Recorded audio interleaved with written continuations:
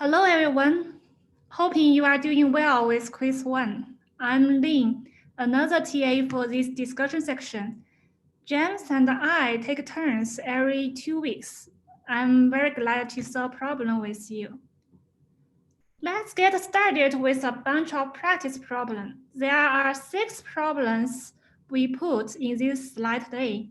We may or may not be able to go through every one of them. For the remaining part, my suggestion is to solve this problem at the end of the slides on your own.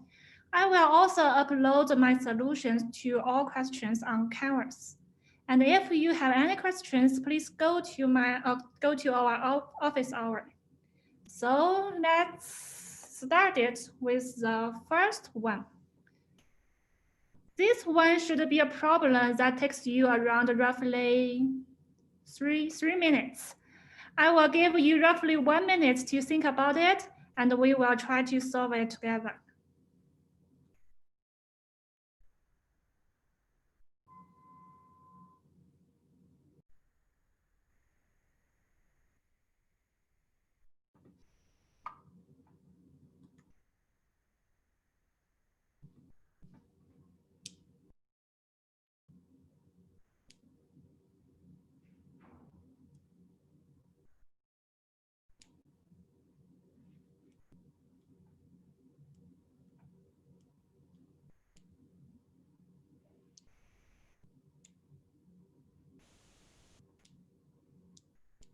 I think the hint of this problem is that firstly, you need to write this statement in a more mathematical way.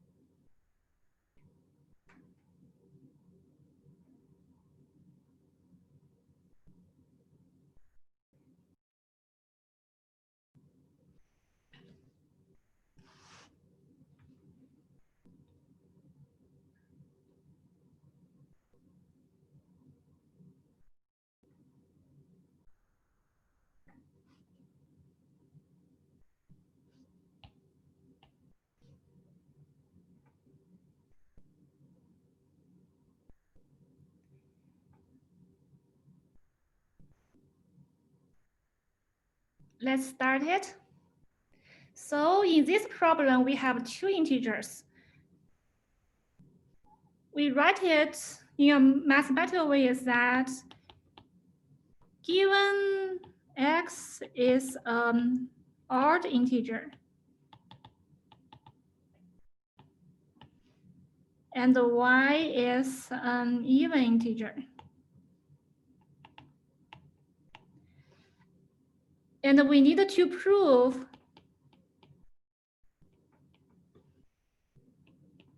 x times y is even. So by the definition of the odd number, x could be written as 2n plus 1, where n is an integer. This is by the definition of odd number.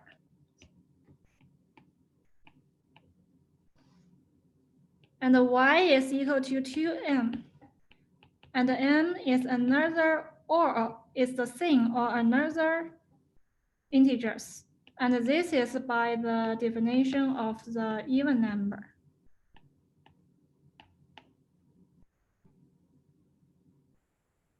And because we want to prove x times y is even, so we need to write x times y it is equal to 2n plus 1 times 2n. It is equal to 2n times 2n plus 2n. And we can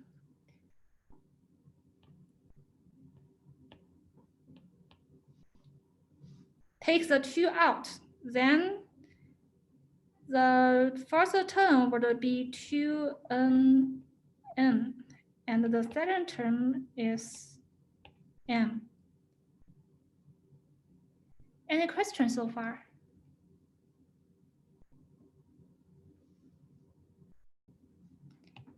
And then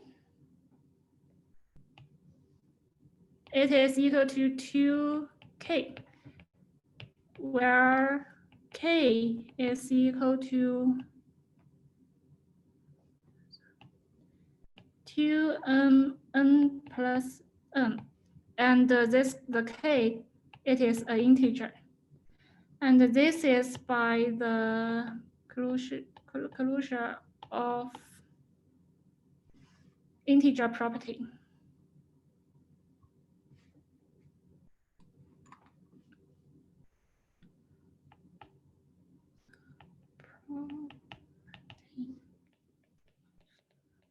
Integer.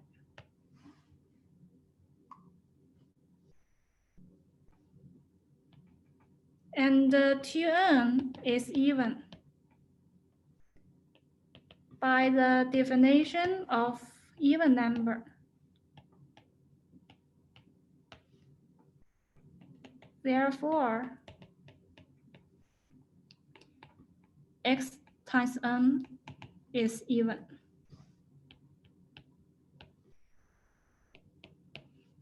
Done.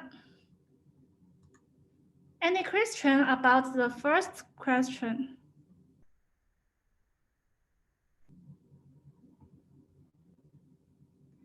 Okay, let's go to the next one.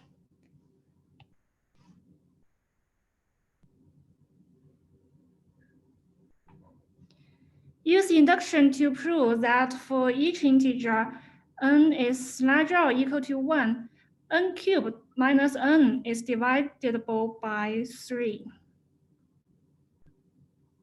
The hint is that we can prove it by cases.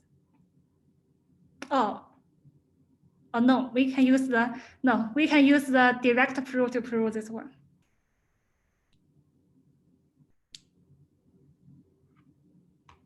Oh, sorry. Use the inductive proof to prove this one. Sorry.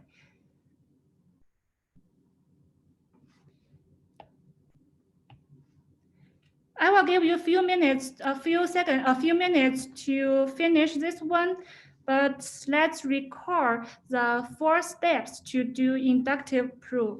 The first one is that step 1 is that you need to write down the problem statement in a mathematical way.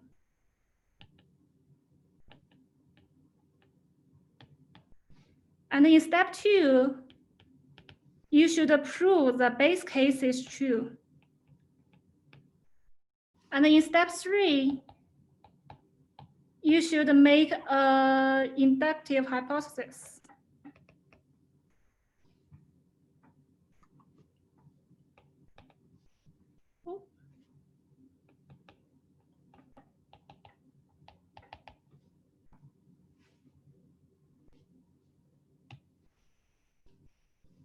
And in step 4, is inductive step. You should use the inductive hypothesis to prove the next step is true. So in homework or in the quiz, you should write the 4 steps to finish the inductive proof.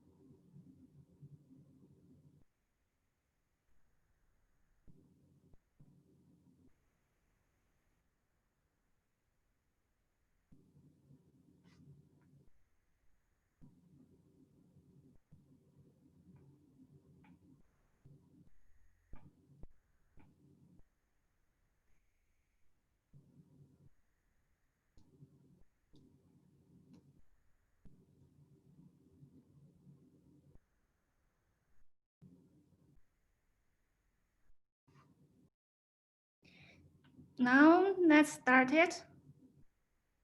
So first we need to write down the problem statement. In this problem, we only have one parameter n.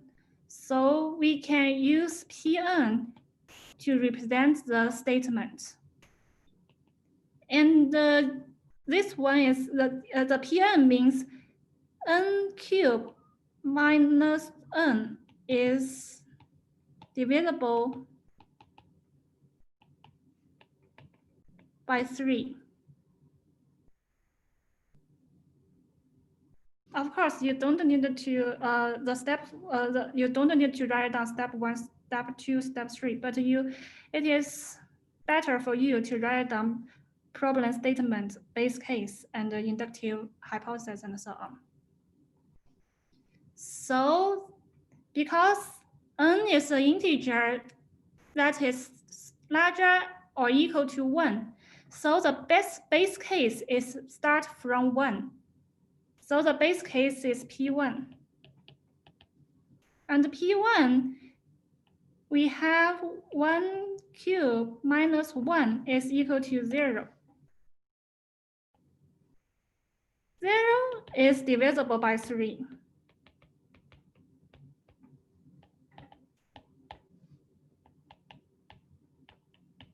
Therefore, P1 is 2. So from here, you can prove the base case is 2. Then we go to step 3, inductive hypothesis. Here, I need to mention that there are different ways to do that. In step 3, we need to have inductive hypothesis. And in step 4, we have inductive steps. So the first way of it, that we assume that Pk is 2. Then we need to prove Pk plus 1 is 2. And I know some students also like use method 2. That is, you assume Pk minus 1 is 2. Then in the fourth step, you need to prove Pk is 2. So you can choose either method 1 or method 2. In this problem, I will choose method 1. That is, I assume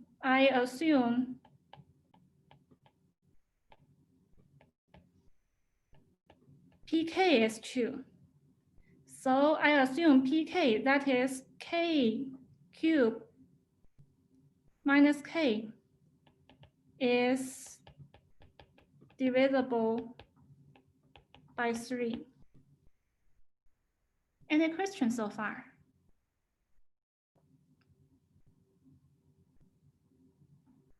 So for inductive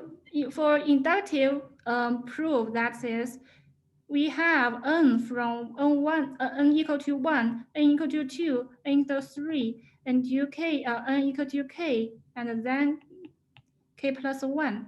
So you already prove n equal to 1 is true for this statement. And then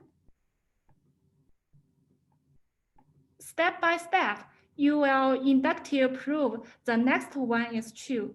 So if you assume k is true and can prove k plus 1 is true, then any integers from 1 to n plus to k plus 1 is hold true for this statement.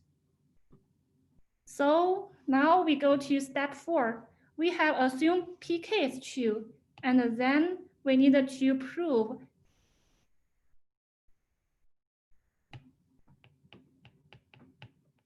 Pk plus 1 is true. This is what we should do in the fourth step. If we write it down, it's that assume Pk Then we need to prove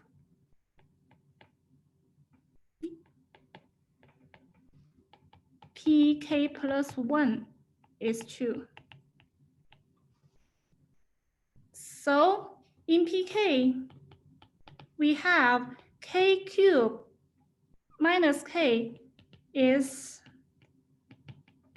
divisible by 3.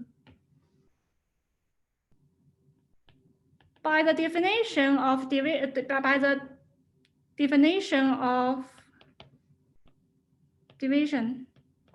divisibility,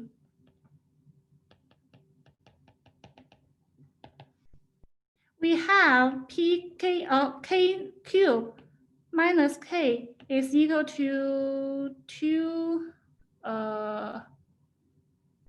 2p, while p is an integer. I think you mean 3p. Oh, 3p, yes. 3p.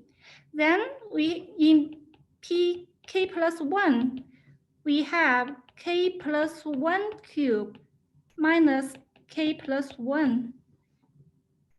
It is equal to k cubed plus 3k squared plus 3k plus 1 minus k minus 1.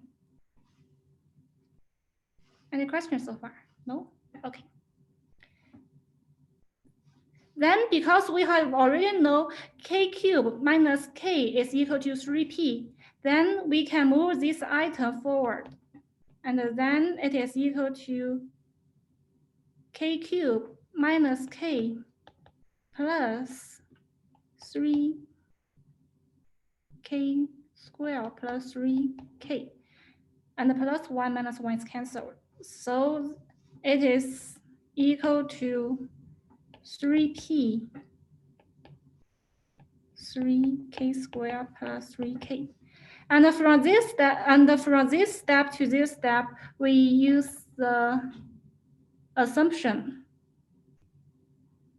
By the assumption pk. And now it can be written as here. And 3, let's use 3q, where q is equal to p plus, and the q is a integer. And this one is by the closure of the property of integer. And now we need, actually we still need to write some sentence to explain what we have proved. So after that, you should also write some sentences. I will change another card. So you will still write a sentence that is by induction. We show. Real quick, do you have an extra k squared when you were writing q equals? There's a k squared twice. Sorry, can you speak? Yeah, so when you put q equals, it's p plus k squared plus k squared. Oh yes, it's p. Oh sorry, it's k squared plus k, not k squared. You are right. Okay, thank you. Yeah, thank you. We show pk plus 1 is 2. And therefore, Pn is 2 for all integer. For n is larger equal for the integer that is larger and equal to 1.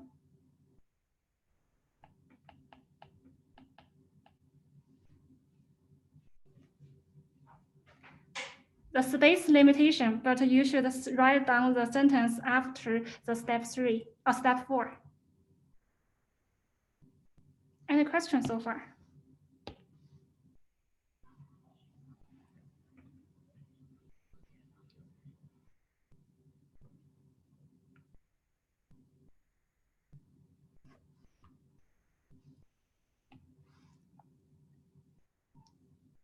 Okay, let's go to this problem. Yeah, this problem, this problem could solved by the cases. So I will give you about 1 minute to think about it.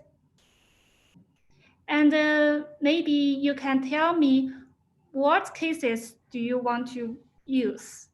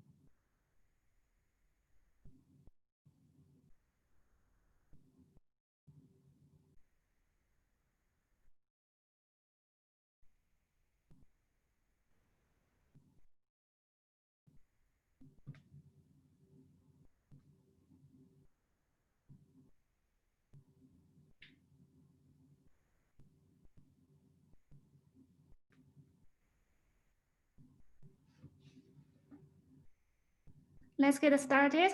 So is there any volunteer to tell me what cases do you want to use in this problem?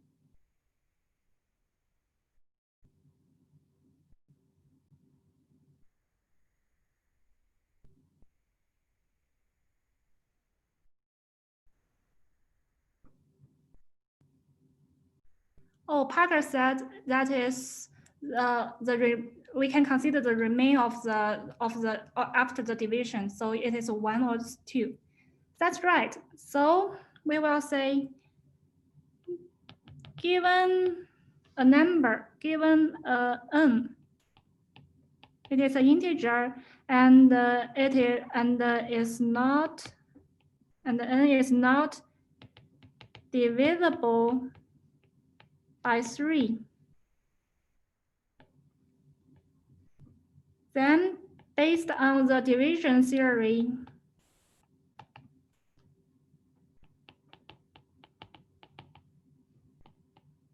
theorem, we have two cases.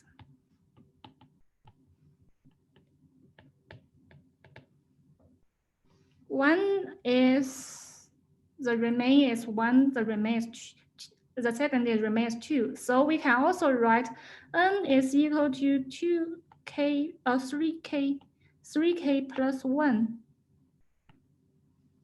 or n is equal to 3k plus 2,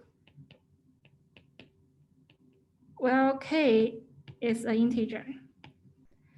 So if you want to prove by case, you need to prove that in each case, the statement is true. So for case 1, n is equal to 3k plus 1. We have n squared plus 2 is equal to 3k plus 1 squared plus 2 is equal to 9k squared plus 6k plus 1 plus 2. So it is equal to, then we can take the 3 out.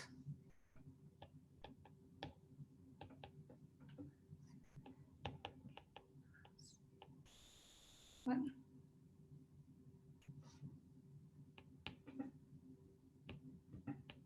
Three.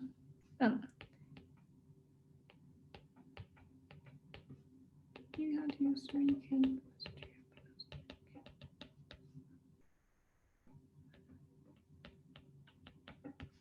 Still, this is by the closure of property of closure property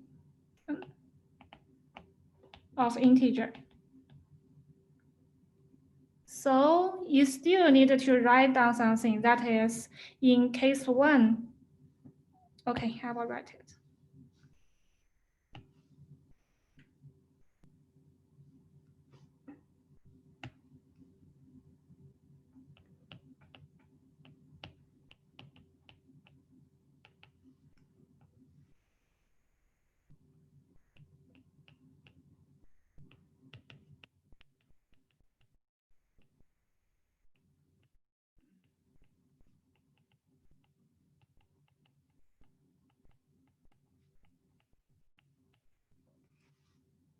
Then let's go to case 2. In case 2, n is equal to 3k plus 2. So 2 squared plus 2 is equal to 3k plus 2 squared plus 2. It is equal to 9k squared plus 12k plus 4 plus 2. It is equal to 9k squared plus k plus 6 equal to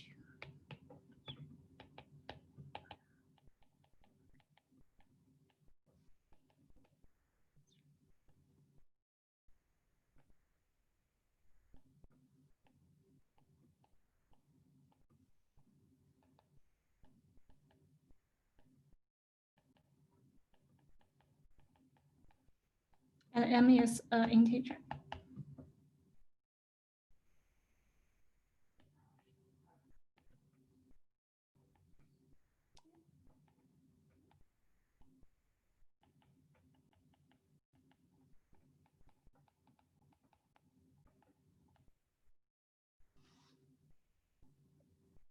And therefore, in case 2,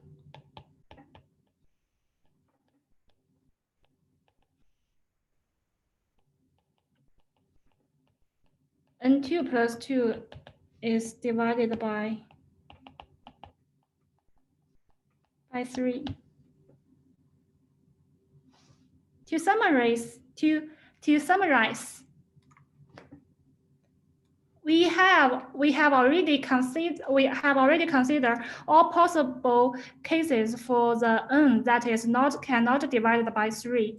So we can make a final conclusion.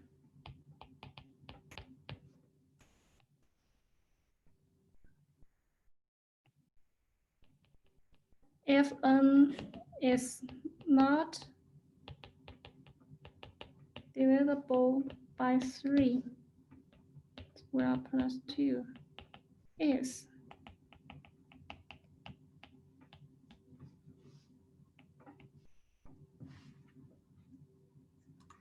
So that's all. This is the progress to prove the statement by cases. You need to prove that in every case the statement is true, and finally you can conclude that based on all possible cases the statement is true. Any problems for this question? Just a quick question. For both cases, we used the variable m to represent the 3k squared plus whatever. Are we able to use the same variable for the 2 cases, or does it not matter? It's not a matter. You can use any parameters you want. Okay, as long as we just Yeah, define but it, yeah, yes, but make sure that in one cases you can, if you want to use, if you indicate 2 different integers, you should use 2 different parameters. But in different cases, you can use any one of them. I see. Okay, thank you.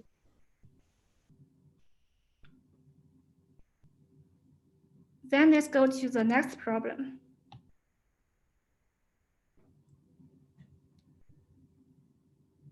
So you want to state whether the following statements are the contrapositives of one another, and describe the counter examples for each statement.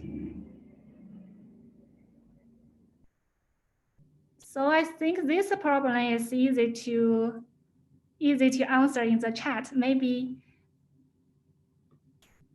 firstly, please read these 2 statements and tell me if it is whether the 2 statements are the contrapositive of one another.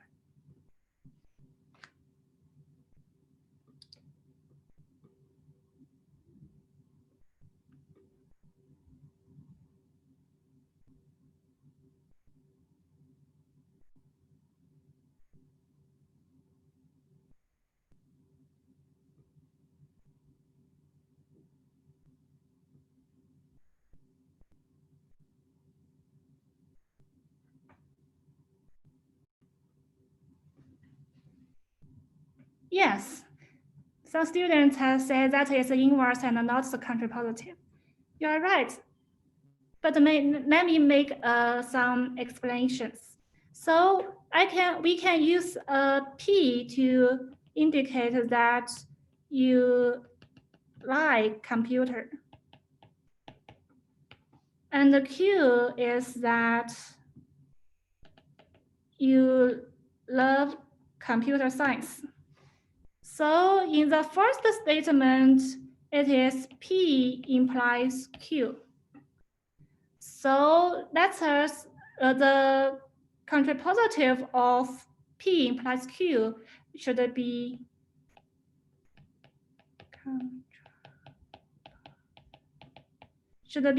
not Q implies not P.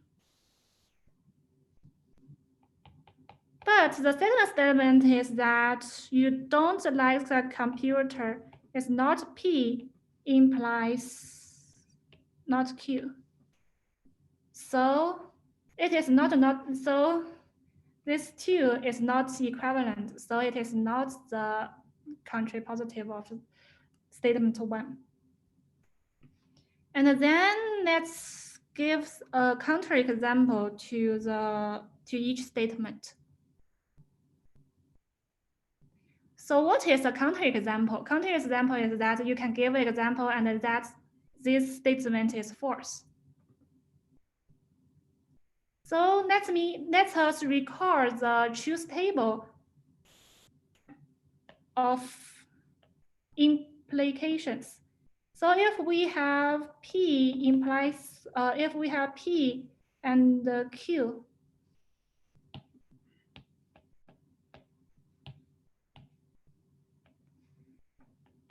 the truth table for P implies Q is that it is true for if P is true, Q is true, then it is true. And if P is true and Q is false, then this is false. And if P is false, Q is true, then it is true. And if P and Q are both false, then it is still true. So if you want to find the counterexample for the statement, you can only find it from this one.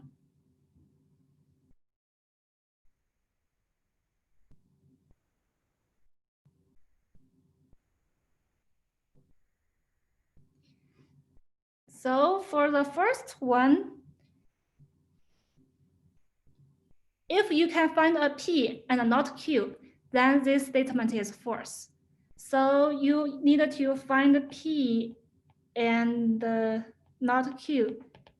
That means you like computer. Oh.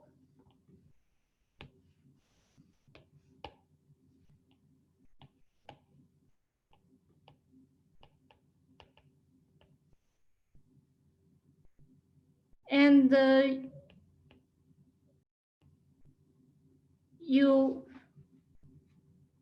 didn't like, you like computer, but you don't like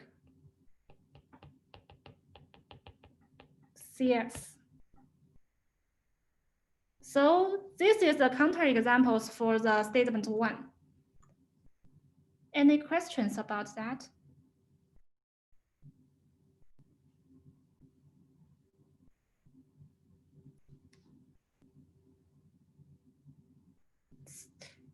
Then for the second one, can someone tell me what's the counterexample for the second statement?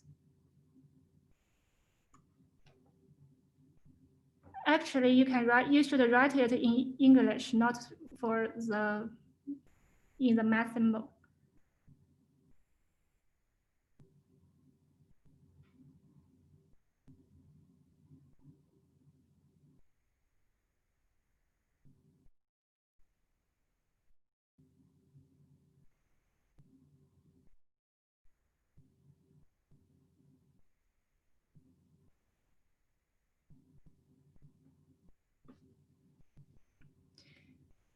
Okay, still, you should write this one should be true and this one should be false. So you should write not P and Q. So for this one, the counterexample is you don't like computer.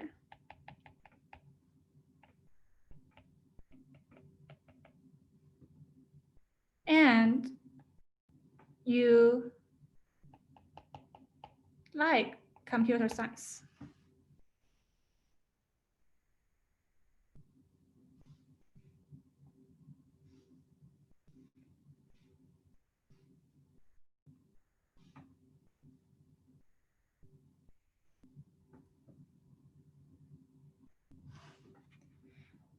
Any questions?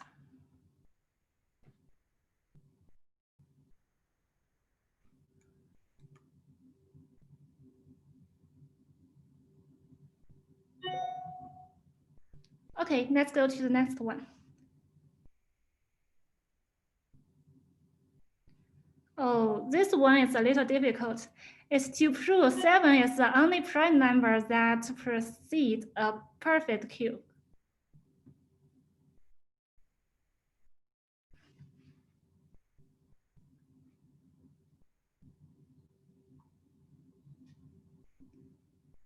And here is a hint, and I think I can write it down. Oh.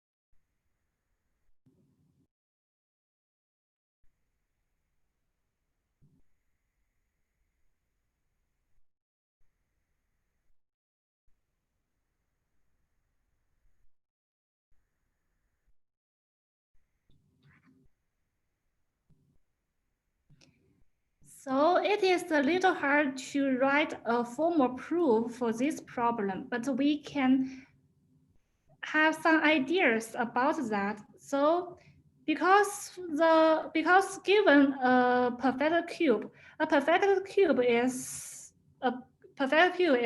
x cubed, and the numbers preceding it is x cubed minus 1. And by these functions, we can find this number can always be written as a product of two numbers. So, but the definition of a prime number is a natural number that is greater than 0, or greater than 1. And that is not a product of two small natural numbers. And if n is equal to, if x is equal to 1, then this one is equal to 1 minus 1 times something, so it is equal to 0. So this cannot be considered. So we can start from x equal to 2. When is equal to 2, then x minus 1, it is 1.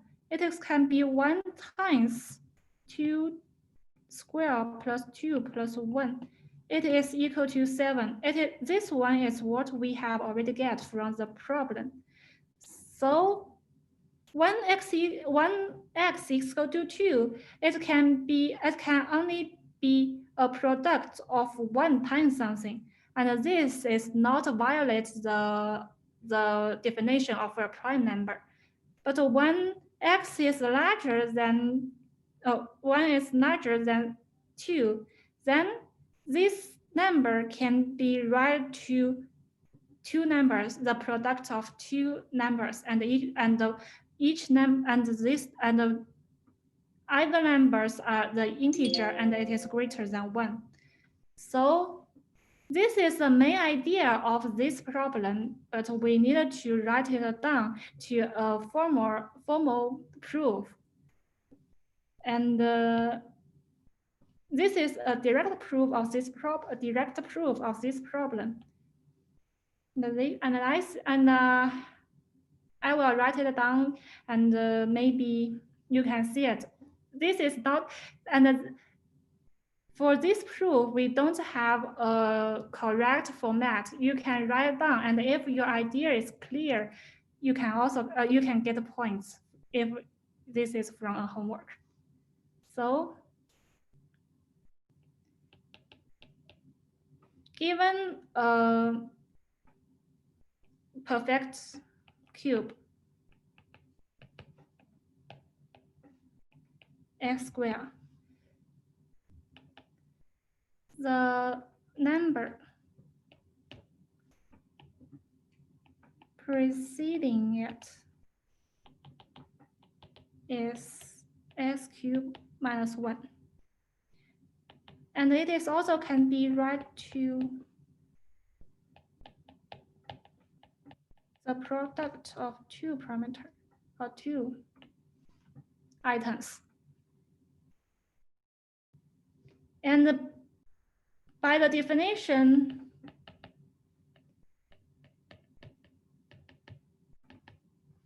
of prime number,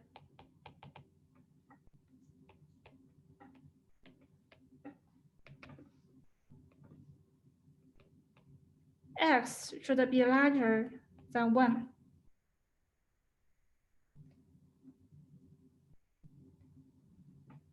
Oh.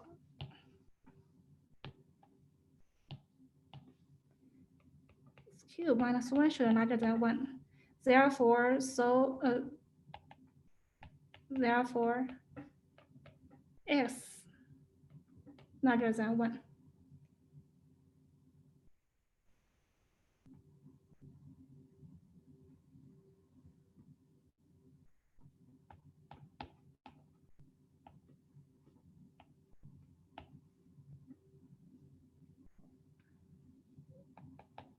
For x is equal to 2, we have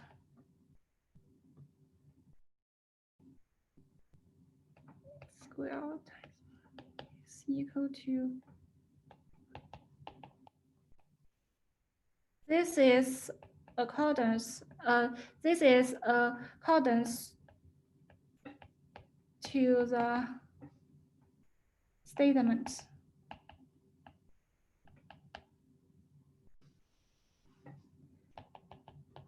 For x is larger than 2, x minus 1 is larger than 1. And the x squared plus 1 plus is also larger than 1. So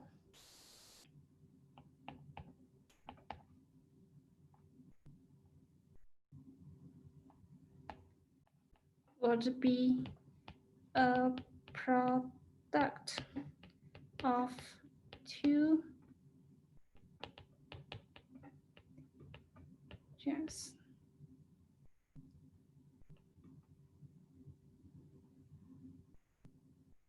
Which, while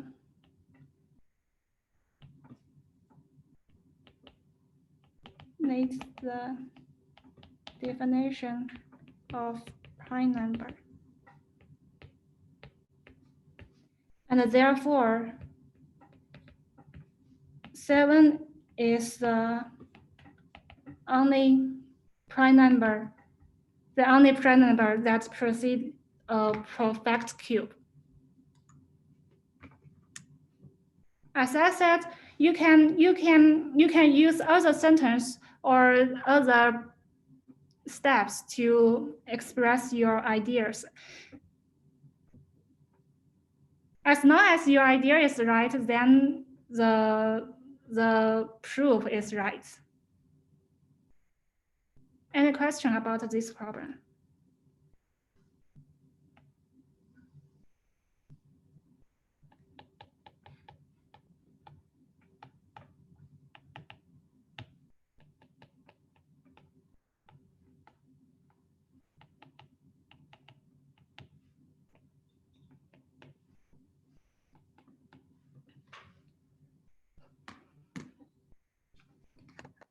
Okay, we still have one problem left, but the time is over. So I will write down the solution for the final problem, and I suggest you to do this problem by yourself, and I will upload my solutions to Canvas.